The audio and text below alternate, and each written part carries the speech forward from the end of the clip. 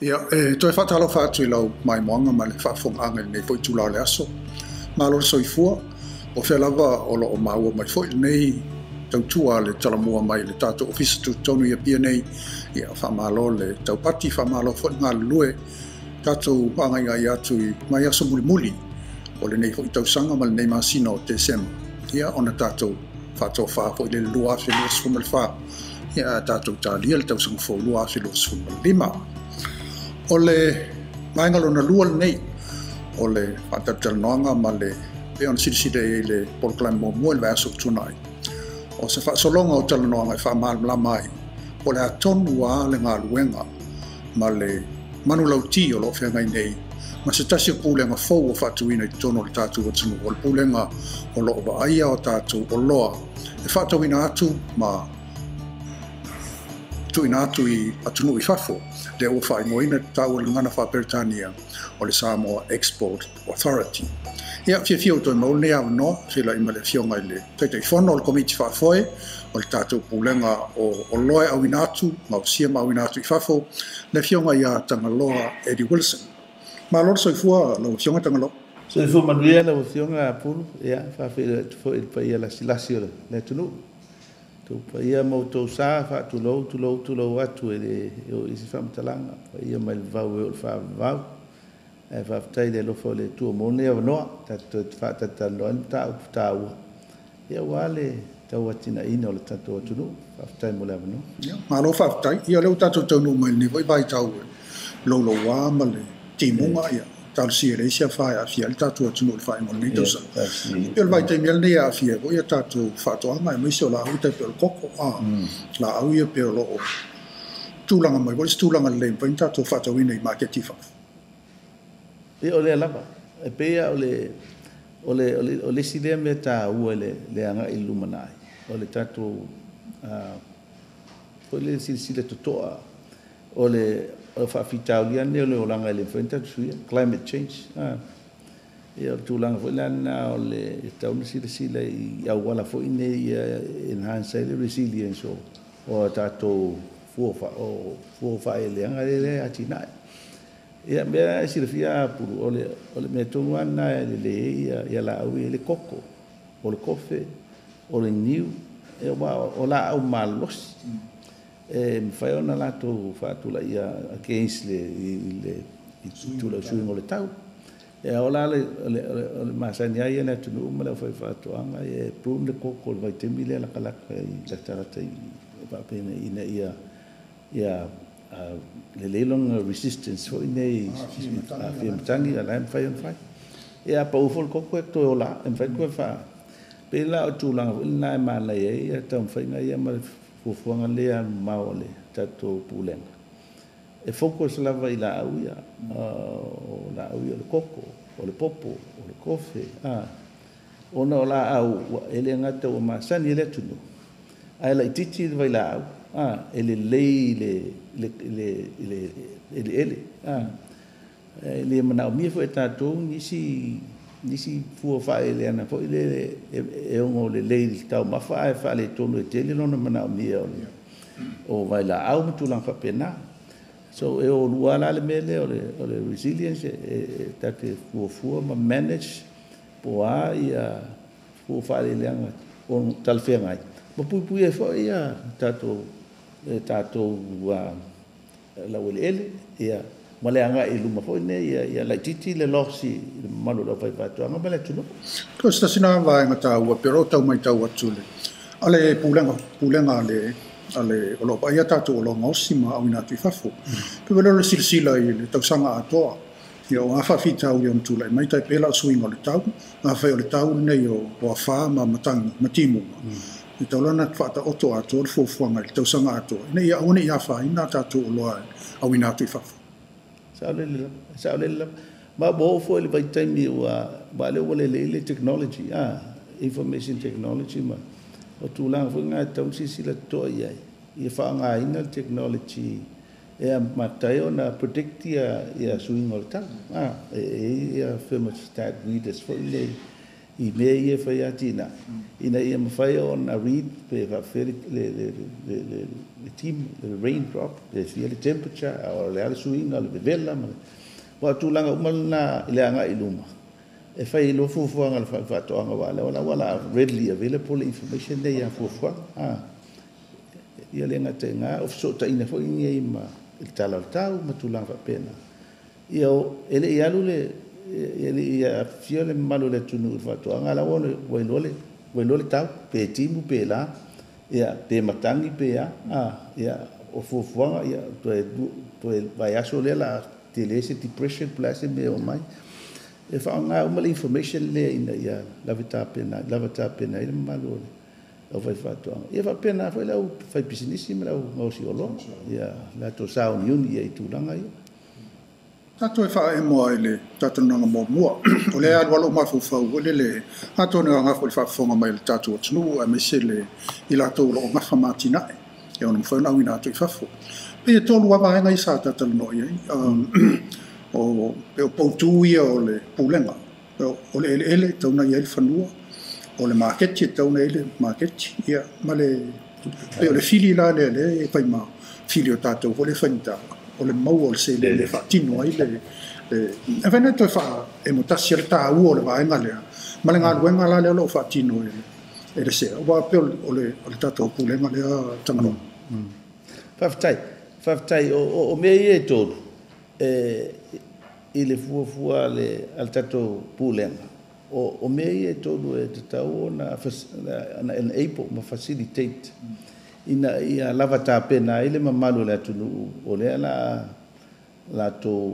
ngā rurue ile tōina male managing o ia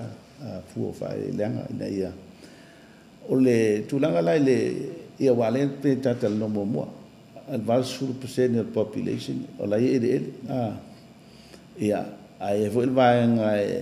o ele le ia for commercial farming ele o ile atunu o le ile malo ai la uti le fia ele se vai mai nei sa le koko tulanga fa pena ia o le memo muala ina ia facilitate ia la tolo ele ina ia mfaina ngalue inga la ile un fast ngoma la ile market avia ia ngalue fa fa toanga awa ia ile market avia nga olo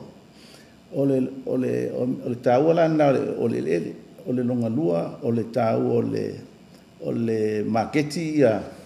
fai on faso tai market po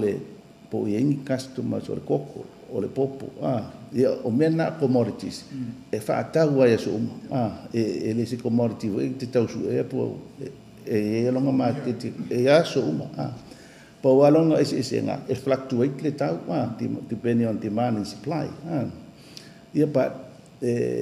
ole tulanga lana o melolan metau sele ma fai ona e fa maliena lo wele ele lo lava fu fa eleanga lo wele commodity le ia wa currency wa ye mala po kalate avele me ia le lo le te ngosia bu fa ngofia lo lana na fa tu fa tupe po me mo ele lo no nga tupe ia o family ina o mei o faino fia fo ilan tu langa ne ia se finanga o le atunu ma ila tu fo lo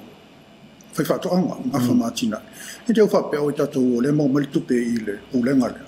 ale pe ma wa tu le pe na o se so swani ile pata tianga ato ai pe o e fo ia sa idi po fele le fa tupe fa yo mo mal tupe mo la tina o le lava apu ele fa pe le no fol pulenga ma tu fa tu se le ile ai o nga luenga pulenga e ta pena uma ia matanga luenga malo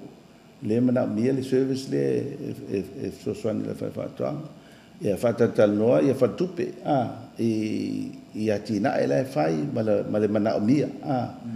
ia a fio mai lo lan fa tang fo nei o la wa yela lima e koko ora nga lima e kwa talo sa lo ile pulenga fa pelo ia o le wa le wa to ina el mana ia ai le to nga la fuanga le o mana tan no pulenga e mana mi la so swani ile me tau selen ia fa sino tu le ia te ia ola ia market ma ia pe mo se a foi nei se supply agreement male market avi pa fa malia ina lona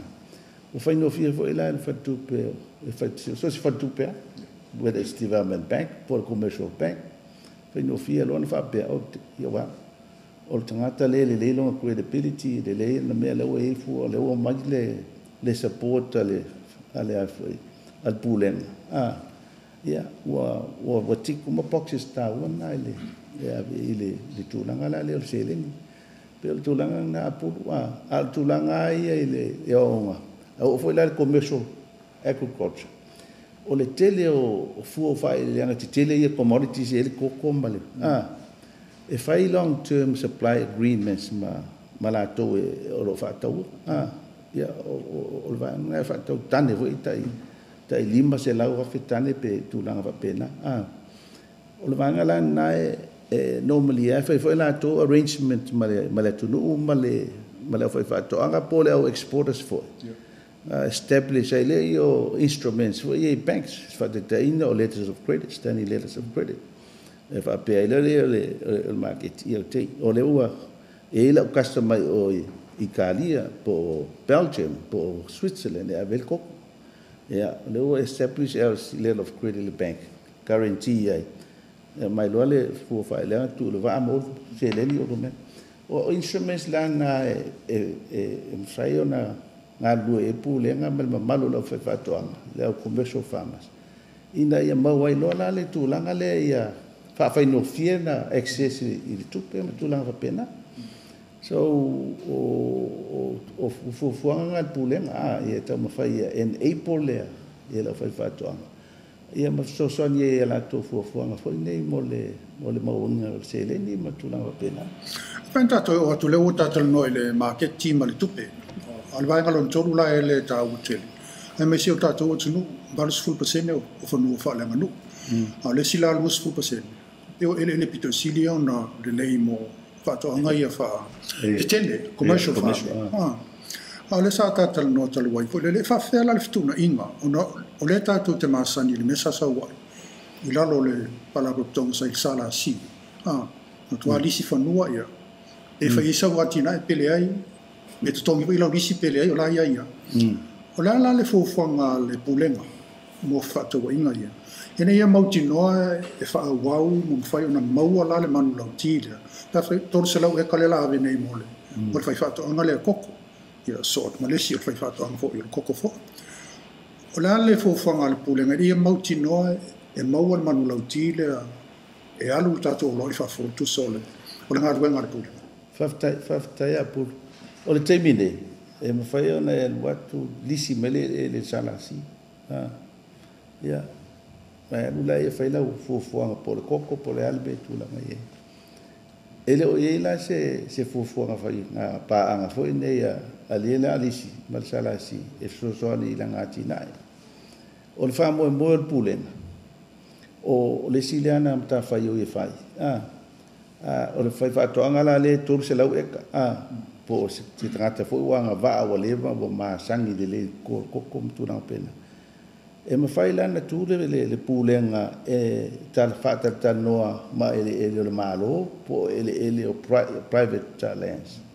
e fata noa o le malo tawi le kokole se fata taina ya ona fai lo le se fuanga wa o le fai nga panga ale export authority ma fai fa ko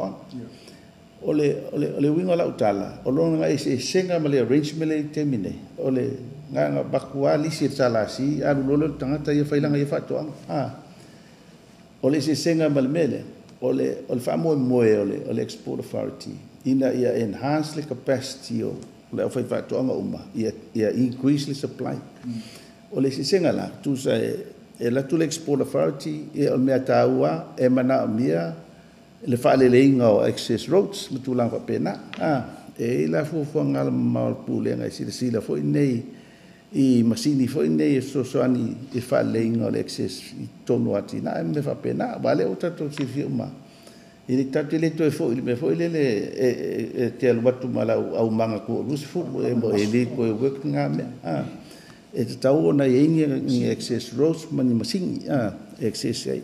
ia o le investment mena ele fa pelanga na latu wa o fuanga le pulenga ia la foi o fingal mista fionga la ole le mo mai ni masingi ma me fa pena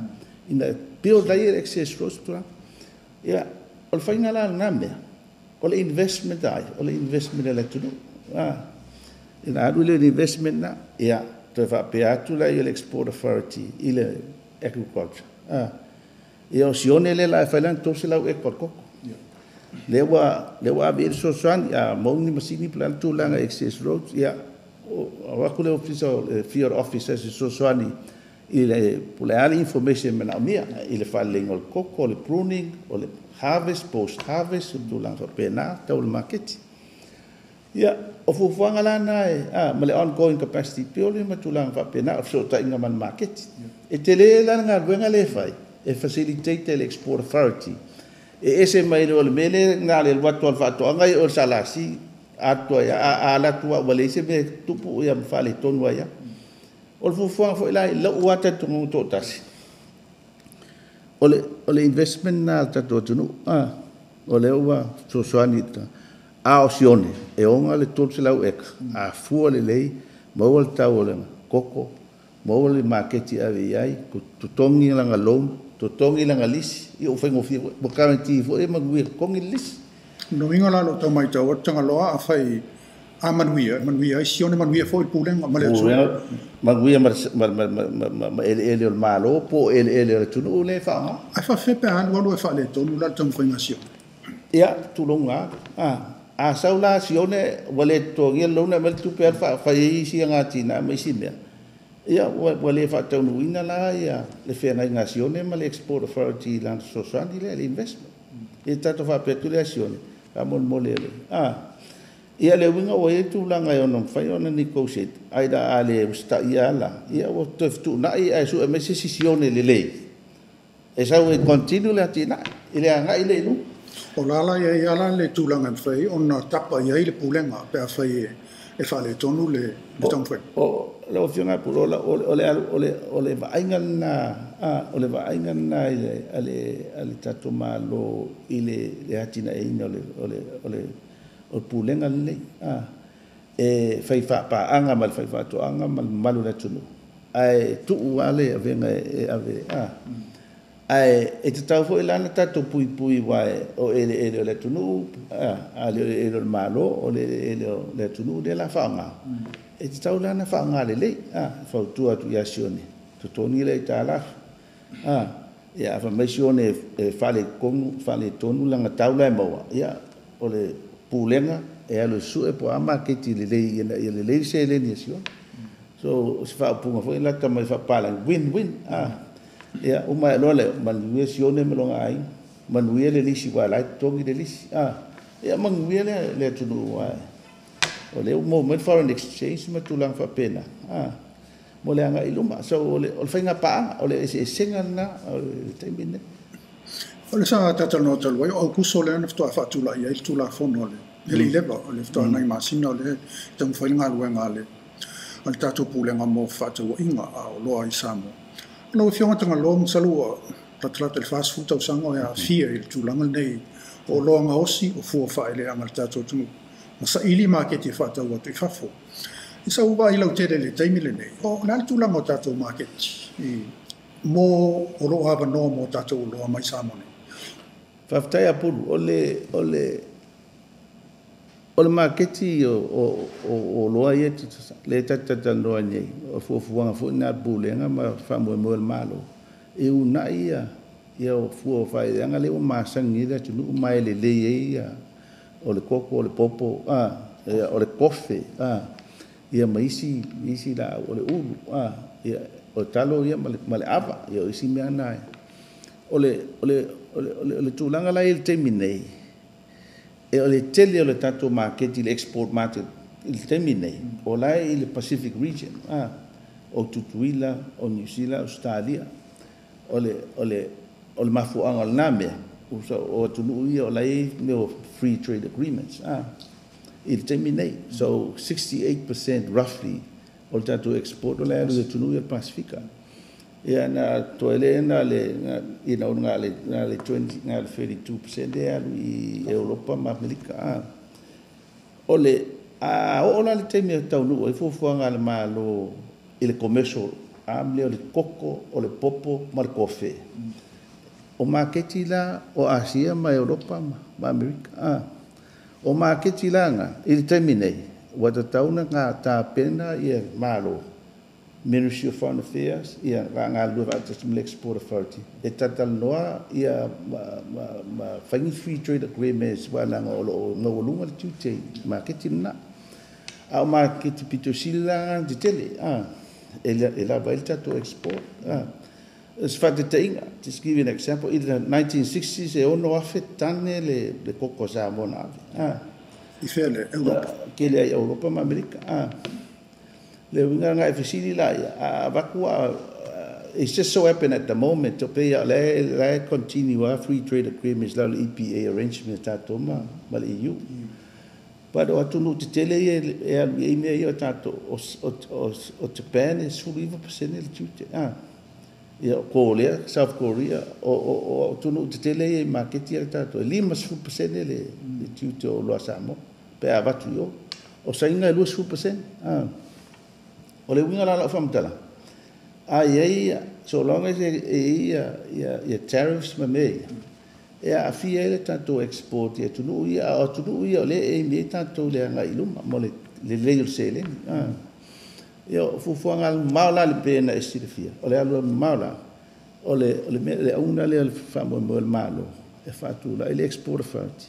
ina ia ngalu due fa tesi ma ministry o le foreign affairs ma le MCO o le MEF o le customs e sila la I tulanga ia ma fale le ia ti pe o tulanga o la ia ale ele to mate ala mana o ma ministries ia social a le ia se tu ia so ma tulanga fa pe melana na elinga le road la le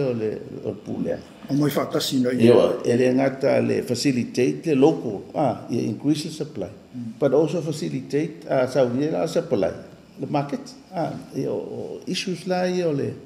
o market al me foi le ia commodities ia target trato o le coco o le popo o le coffee mena o me commodities ele telenio na biosecurity issues sai dia ile o me fai mo fia na fai tulanga mena so long as standard phytosanitary requirements ia la tato Ministry of Agriculture Quarantine Division e na te sosoani malu le fa tonga ia meat requirements ia tulanga pena so ia le tulanga na la uti le alu mama e alu lo le lava le tato supply le coco le coffee a lava lo le fa wa mata foina automatically ana increase le capacity o le au fai business ma private sector e o fai ia tina factories e value add wana le lava supply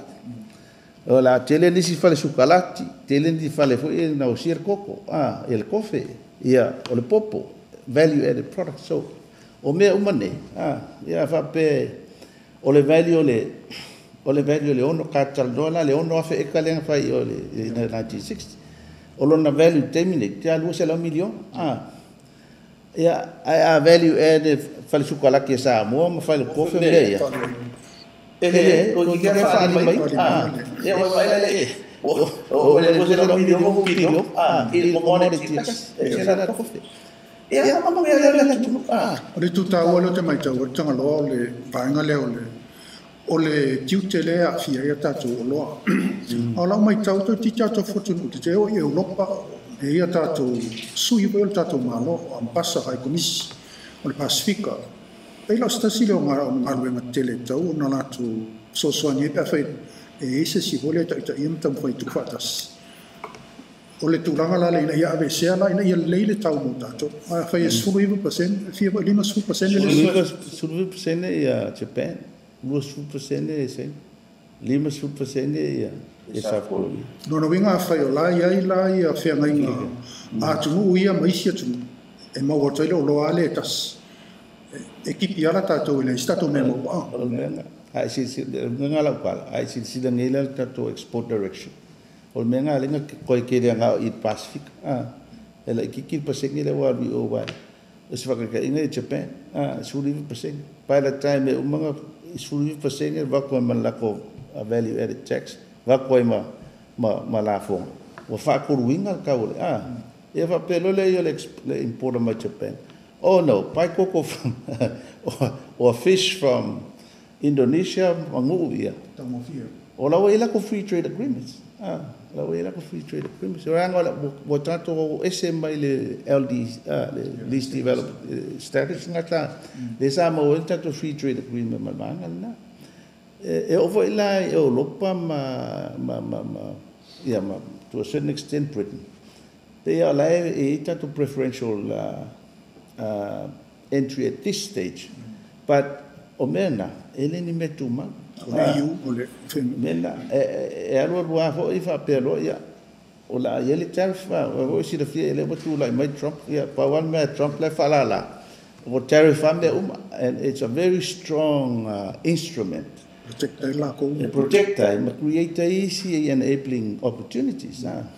ya ola mera tato fa e tato matala o marketia e o so mai lo se me fa pena yeah, but all out titilo ya America ya as long as I can remember fast food we've been exporting to America for at least 38 years ele ya si tute fa ngofia yo lo atato na vatu yo o fa fitau ni tasia la le la vole lo sorry I to fo mai la fam talanga tato high commission officers ye foreign affairs te level la to sa la fa lo fo ngal malo le fa ngal malo le pa mia ma mista ma cabinet eventually ya o mtafa yoina atato high commission ma pasa mena ya ele ngat promote ya o lo asa mo wa ya fo e manuela tunu uma ya ma fa ngai fo ya le opportunity la to ngal ngala ya to ngala ya o la to tite fo la e tauna no longo mai ya ele pulen po ani mana o market so it's a two-way thing for lele taulanga dua mat pulen fa pe mai o te le mana o mia ole oloa mo tulang pe ale na foi mo muata o mai ole fuanga ale tunu le ola pen le apa kai pe me tulang va pe la o ngad la pulenga ma ia então foi lá e faz se for pe fa pe fa fitau foi fia ia tato fa ata wai ya pele tuana mai tau sa ro si lo voglio tunu itala voia mai fa foto pe New Zealand e tuli al parmia o New Zealand felo inga mal Palestina o saina al me pito Zealand ta wala tuli o le fata o inga la o no le susu ma o lo mai a New Zealand yes o le fata tunu o saina o nga ngala le tau na fai ko e tatou official lo fa ia mal tatou malo fo ina ia matartala matala mai market ia mo tatou lo na tonu ma promote tatou lo ia tunu mai market ia ma fata tal no la meio free trade agreements ma tulang va pena fo ia ina ia fa ngo fiena access ia market ile tulai mai le mai taimil nei tau umi nei tongo ni ngalu ngol tong fenga atina e o loe fa tau inatu ma fa tau inatu fo ifafo ile silsila ye yo le o la sa mai tau ye ile tulanga le o tato o loa ngaosi fo fa to anga fa tau tu ifafo fa tu sala il tele o loe yo lo son ile tulanga o ile le ba o fa tau wat ma fa tau mai of tapu o la utitiro nei I latest statistics here nei release made at the central bank o le average trade deficit le se senga o loa wina mai fo nei matato loa ia export le trade deficit o le average asa va se la million on average in the last 15-20 years ale la wo nge idungal le billion the latest numbers lo titilo te wo le 1.14 billion le deficit le winga wo fa teleina le sau toa fa le ton wale alu le export tato ole mea lana e tau ona na tātou nofo sila toa iai. Vai se ngō mea. Masalo ai so titira foi la lesi statistics pito silinta o tātou foreign exchange reserve. E ala ua il terminei o le titia 1.4 billion tala. Su fama sina foi important. It's a massive improvement. So ole metua o wi ole metua le tātou tala tupe mal economy tulanga na. Ole ana foi la le fuana. Le foi l'export. Wati de lunga. O le malo si anga le terminei ole 1.4 na o tātou remittances ma tātou tangata ngai o whenga luanga I whafo ma se matupe. Ia, ole si tu rukoi, ole tu langa i o remittances e mai whafo. E te lea na mai tu mine, I tu langa hoi wa pēla lena talano atu le trade deficit. Le o le bilion le trade deficit. So, ole wa whetawi le ia fufuanga I al malo I le export authority. Wato si le commercial agriculture ai wasui le soifua tatu tilo fa ngale ia le technology le technology le digitalization world we've got to work smarter. We've got to face the fact that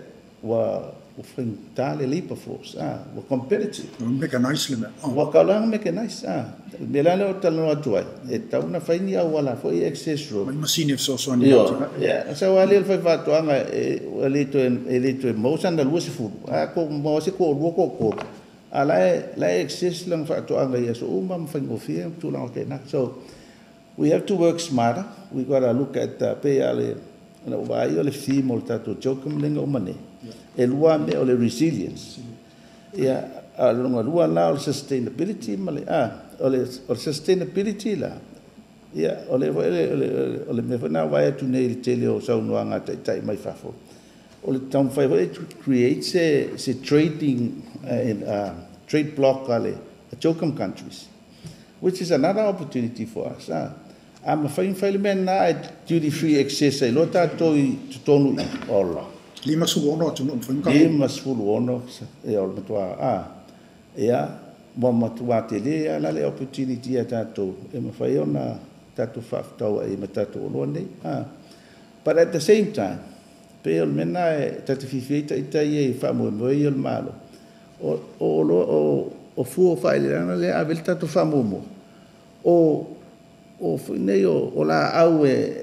resilient to le environment ele te le se a fia foi nei o mana bio vai la au tu lang fa pena but ia ne ma sani foi nei safe car lai ma but le overall te on khasiale le film le na o manel jo ia male fuanga ia malo le export fa ti le anga iluma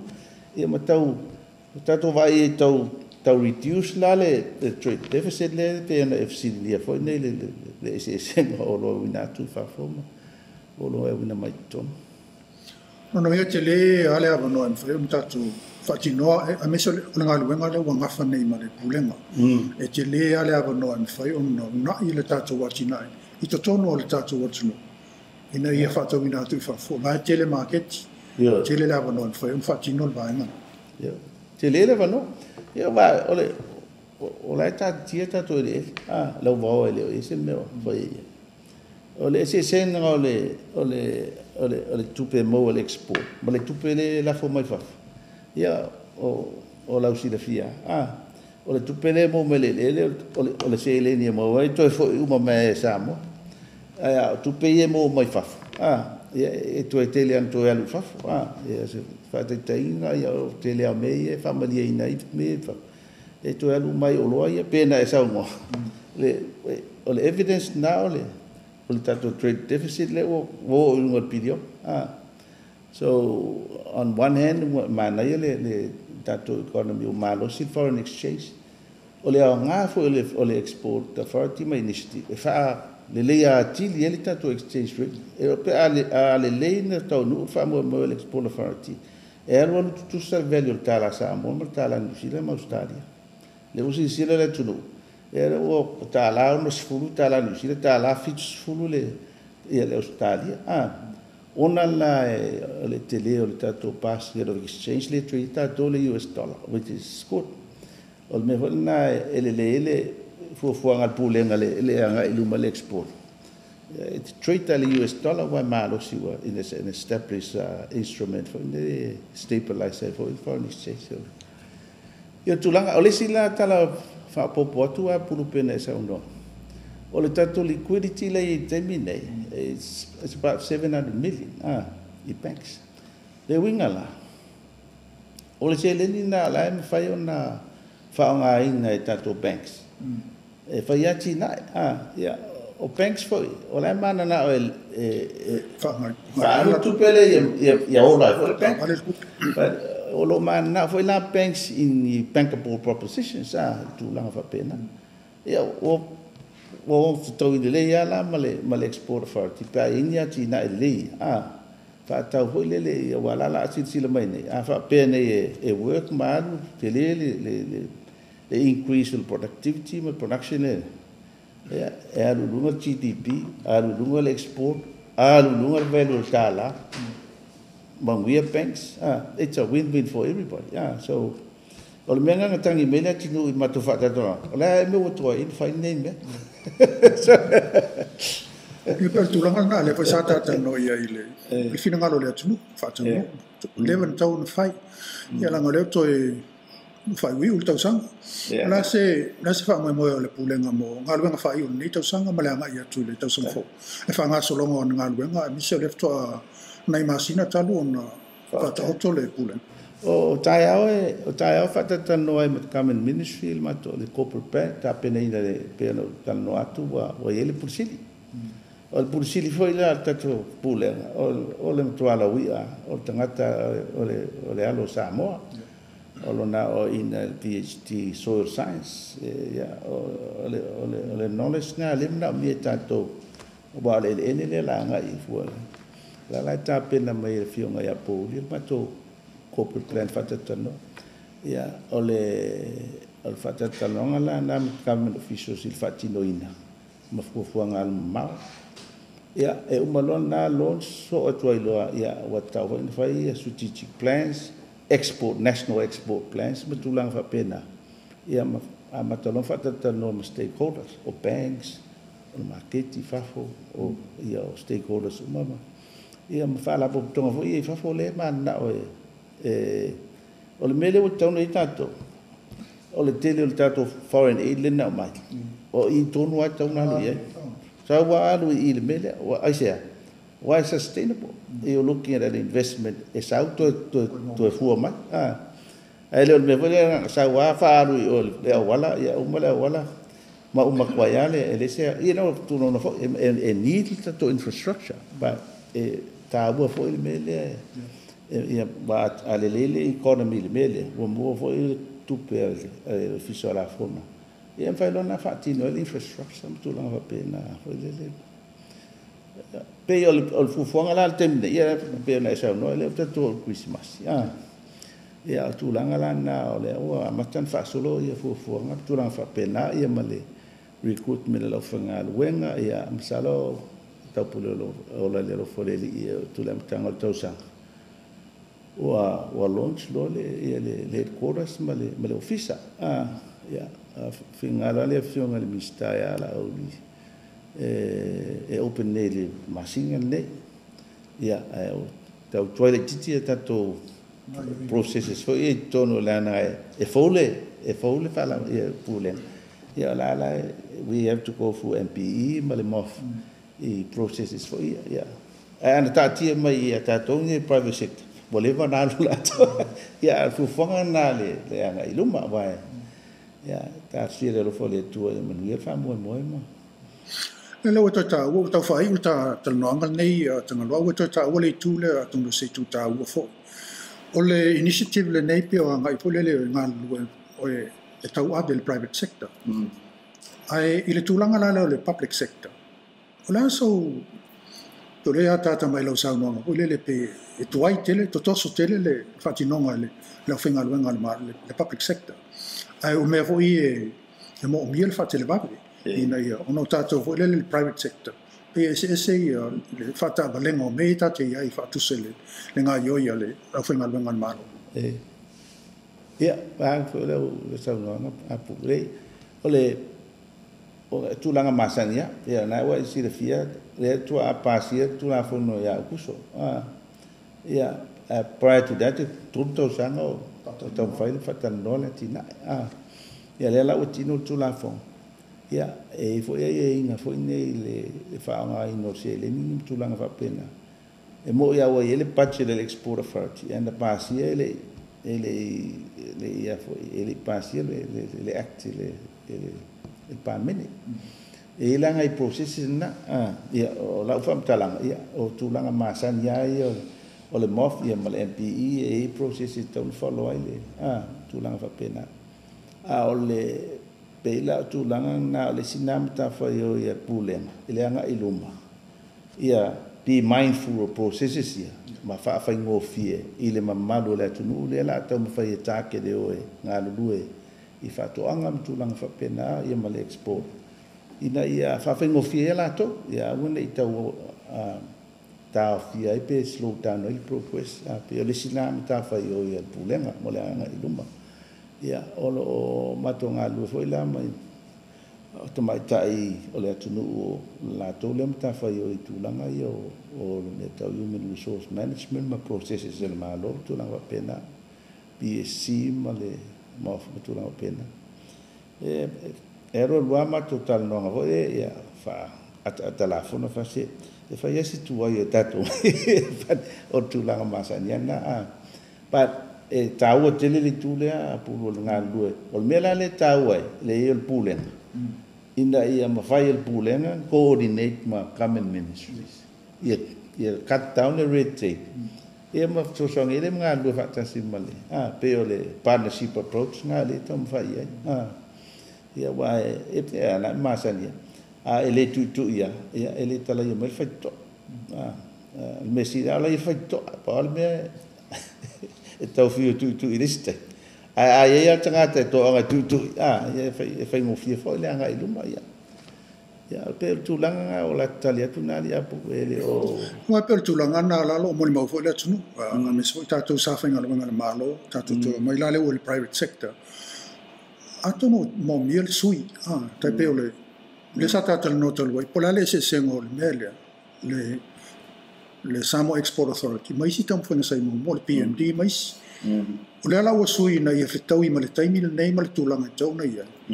ai pe tu atua o lai o le fainga tua ia la ia policies ale malo no renga mo mil to fitu na ina ia ta pa le fatas ina ia mau le vable ia mai fain fatino ina se tulang ele fa pena soriel tu la fon ai tau ona te suia ina ia fa faingo fie ma tele vable ia ta tu tum fa Esa ole o tulanga nga le ia o suinga fu nga le se senga nga sai mo tu so le la facilitate ma en April ia le au exporters so ia o se fa de ina po le o le tulanga le o company le ben ni talo fafo ia o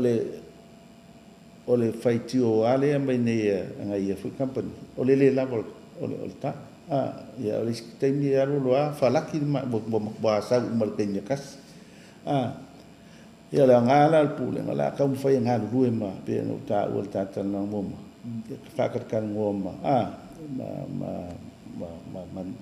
ma foi nei ma pu fa vai tu lang fa pe nai tu malo nei eta mo fai production ia plan nei ia au nei sioki ia o nei foi nei tele fu ia o nei ia mtulang fa pena ia matalang oi tulang la ia tau pa security ma be mta fa yo malo pela al pulenga la tam fa e apo foi nei na te addressing issues ia ai au fa to anga malau exporters ia le fa mo mole o la to tu what the best to al ngaluenga pulenga ia le na in April environment ngalu dua foi lá ma camen ministries ia ia kam fai nga yo ia facilitate ma me pe no tau free trade agreement tau kan loa me o me yo tulanga tau na fa pu tai me process ia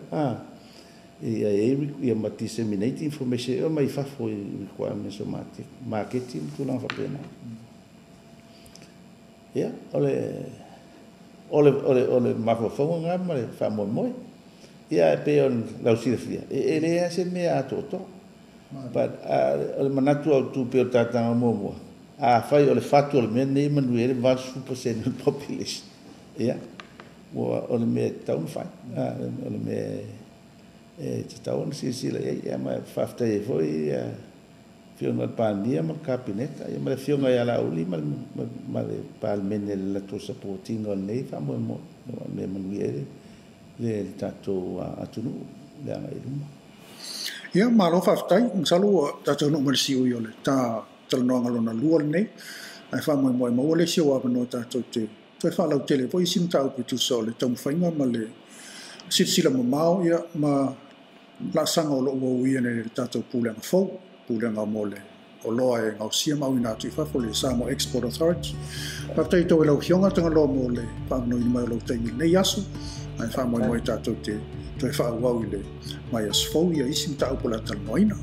ia ole mai mo na le tunu ile nei fo tal noanga lo na luol nei male fionga ia tanga lo Eddie Wilson o stasio fai business la wi lo tono le tato tunu ma o ia ole tai fono ole pule ma fo le o fatu ina nei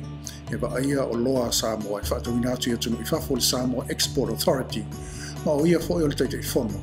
o le vaenga leo lo pule estate ya Samoa le state el Samoa Trust Estates Corporation ia se ia dia vas fo manuia tele ia tapo inga Samoa fa soi foi